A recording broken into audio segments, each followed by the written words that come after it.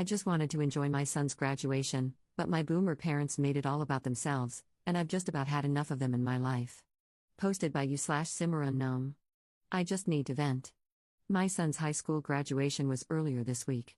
I had invited my parents, both in their late 70s, at the beginning of the year. They kept seesawing on whether they were coming or not. They eventually agreed to come about 3 weeks before graduation, which was okay, cool. They had to drive in from out of state. On the day of, the schedule was pretty clear to them. The ceremony starts at X time, doors open an hour beforehand. Be there 15 minutes before that because that's when parking opens. Parking was going to fill up quickly because over 250 kids were graduating, and some of these kids had about 7 generations of families showing up. I told them to meet me at the parking garage 15 minutes before the doors opened. So what did they do? Leave their hotel, located 25 minutes away, 1 minute before that. Got beached at for not waiting for them, even though, 15 minutes after the doors opened, it was turning into standing room only. When we realized they weren't going to be there and parked by the time the doors opened, my husband, other kid, and I went to wait in line. Thank goodness we did, because about 5 minutes later, the line was down the street to the next block over. They wanted us to come back out to get them, which was impossible because the sea of people was all pushing one way. Not about to battle an entire army of people to get back out, no other way out either. We were lucky to get in when we did and get the seats we did, because by the time my parents texted that they had arrived, it was turning into standing room only. My mom then spent the entire first part of the ceremony people watching with a super judgy face. Kept telling my other kid that the lady with all the piercings and tattoos probably doesn't have a job, is going nowhere in life, etc., etc. I shushed her and got the look. Which no longer affects me since I just spent the last 18 years improving the look. Also, for some reason, my son's full middle name didn't get read out, they just said his initial instead. I don't know why or how it got missed, but I nearly missed getting pictures of my son getting his diploma on stage because she was bitching about it. Some pictures turned out blurry because she kept smacking my arm. Luckily, my husband got some pictures, but like holy crap. I would have cried if we didn't get some sort of decent picture. She snapped at my other kid because we did the whole cheering thing when his name was called. Compared to the other people in the arena, I doubt he even heard us, since it was just me and the other kid. Husband couldn't because he was trying to line up shots around people walking in front of us and his brain couldn't do 2 things at once, lol. One of the kid speakers, class president, maybe, was talking about evolution and how we got to the point we are at today, and my mom complained about that. They should be thanking God. God got them here. Not even a Christian school, mother. She also complained because some of the young ladies were wearing headscarves, they let them in this school? Like Jesus H. Christ on a cracker, it's a effing public school, mom. They're still people too, just like you, though probably less of a beach. Also got comments from her about the kids with green hair, blue hair, purple hair, and one girl with clown clothes on. They are going nowhere in life. Like, they just graduated, their life is just starting. The girl with the clown clothes was wearing a bunch of different graduation cords and had her name in the program with several scholarships listed. I pointedly told my other kid, and this is why we don't judge people based on their looks. They have tried to talk my son out of going to his choice of college. They think it's going to be too far away from me. Once we drop him off, we have to move across the country because of military orders, and that it's in a bad part of town. They're trying to paint some picture that my son is going to be stabbed, shot, mugged, and left for dead. The city the school is in has some crime, obviously, but the college itself has released their safety reports and hasn't had many issues or crimes. I use her favorite line when I voice a worry, it's all up to God. I'm not even religious or Christian anymore. Managed to get the look again when I said that. They are here for the rest of the weekend. We have another promotion ceremony for the other kid this weekend, 8th grade. So, send help? I think dealing with them has given me gray hairs. Top/relevant comments. Commenter. Why, just why continue a relationship with this person, regardless of familial connection? Ops response. She wasn't always this bad, or at least, maybe not that I could see. I think once she realized I stopped giving a crap about her religion, she decided it was time for the gloves to come off. Even though I have told her that's one of the main reasons I have issues with Christian beliefs. I moved away 4 years ago to be with my husband and haven't really seen her much since then. I never visit back home, and she has only come out this way once before. I only invited her because my son and she used to be close, and he wasn't opposed to the idea of her coming. Commenter 2. One of the hardest lessons for me to learn was that accepting or extending invitations made out of obligation was almost always a mistake. It took being ambushed by my elder siblings and pressed for money to make me say no more, and to stop caring about keeping the peace. Ops response. Yeah, my husband and therapist have been helping me understand and set boundaries. I still waver, obviously, but I've also made improvements. Like, I no longer feel obligated to call her every single effing day. I've been sticking with a twice-monthly short phone call, mainly to be like, you still alive? Okay, great, call you later. Commenter 3. I just want to comment on the look. It hurt my feelings and scared me when I was a kid. It was such a look of absolute venom and hatred. Anyway, I remember when I finally recognized that the look was a ridiculous tactic to try on a grown woman. Like, seriously, Mom, do you think narrowing your eyes, pursing your lips, and looking at me with hate is a good move? I just roll my eyes when she does it now. Nice try, you gonna ground me now? Take away my phone privileges? Give me a effing break. Ops response. I don't even use the look that much. Rarely for my kids, because I'm a firm believer in talking through things with them rather than glaring at them or trying to spark my laser beam into their skull. I did match the look my mom gave me, and you could see the initial shock when I gave it back to her. Don't think she realized I can give it back just as easily. Update 3 weeks later. I have gotten a few DMs from people wondering if I made it through my parents' visit. I did make it through, but my relationship with my mother did not. We are currently not on speaking terms.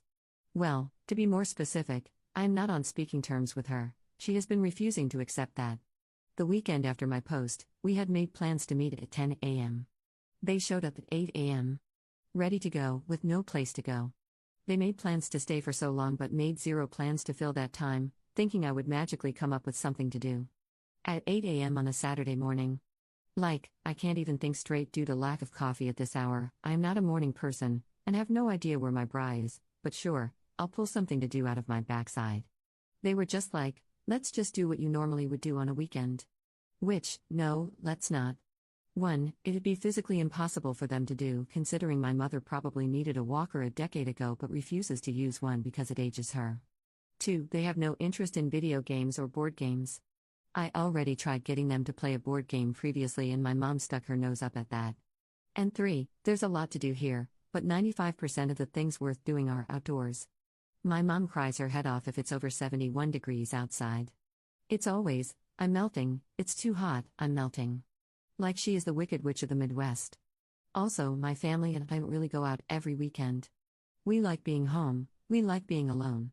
So there I was, scouring the internet for things to do with elderly people who can't walk in our area, and still getting hit with go hike here or there or over there, while wondering if parent daycare was a thing. Mom was chatting with my husband when she decided to start talking about her favorite subject, Emma, my stepsister/her stepdaughter. The way she gushes about Emma makes you think Emma craps out gold nuggets and pukes up diamonds, emeralds, and rubies, all while having the cure to cancer in her head. When our parents got married, she kept asking me, why can't you be more like Emma? Like, I don't know, Mom, maybe because I'm still a teenager while Emma is pushing 30 at the time.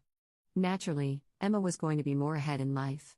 But from the day they married until now, I was constantly compared to Emma, told to be like Emma, and occasionally called Emma.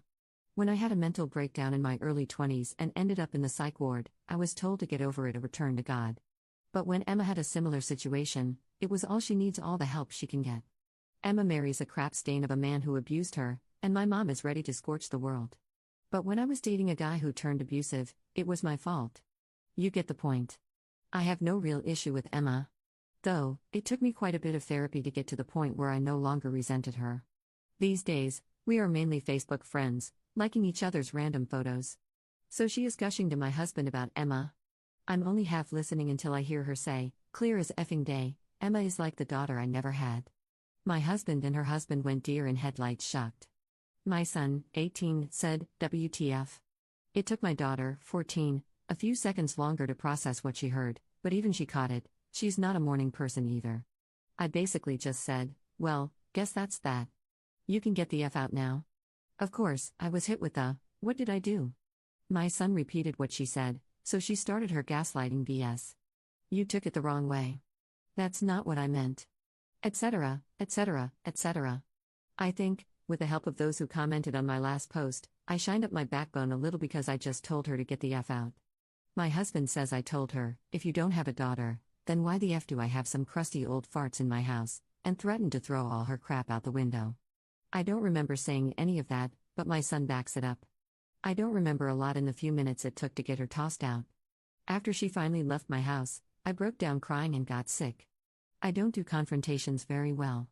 She keeps trying to call, text, and email me. My husband managed to get her blocked on my phone, so at least I don't get bombarded with calls and texts anymore. On the first day, before I blocked her, I had over 50 missed calls and 40 text messages from her. She also managed to fill up my voicemail, not that I listened to any of it. My husband deleted all of them for me too. She only has my old email account that I use for spam now, so I'm not really seeing those either, though last I looked, over a week ago, there were around 20 emails just from her. I'm also starting to get a few letters in the snail mail from her too, so oh joy. I guess she told some sob story to Emma too, because she reached out to me. Luckily, she listened to my side and just told me, good for you. She also told me she has never been a huge fan of my mom for reasons like this but only plays nice and stays civil for her dad's sake. That made me feel a little better, knowing that Saint Emma dislikes her too. I was a mess for about a week after everything happened. Still am a mess, but less so. My husband and kids have been working hard to distract me, and I have been keeping up with my therapy sessions every week. She even got me in for an emergency session the next Monday. Luckily, my summer is about to get busy. Husband is taking a month off, we're having a garage sale, preparing to move to a new state, getting my son ready for college, so I will have plenty to do to keep my mind off things. I did tell my kids they were allowed to have a relationship with either grandma or grandpa, but they were both like, nah, they made my mom cry. Then they proceeded to demolish me in Mario Kart. Top/relevant comments. Commenter. You are free now.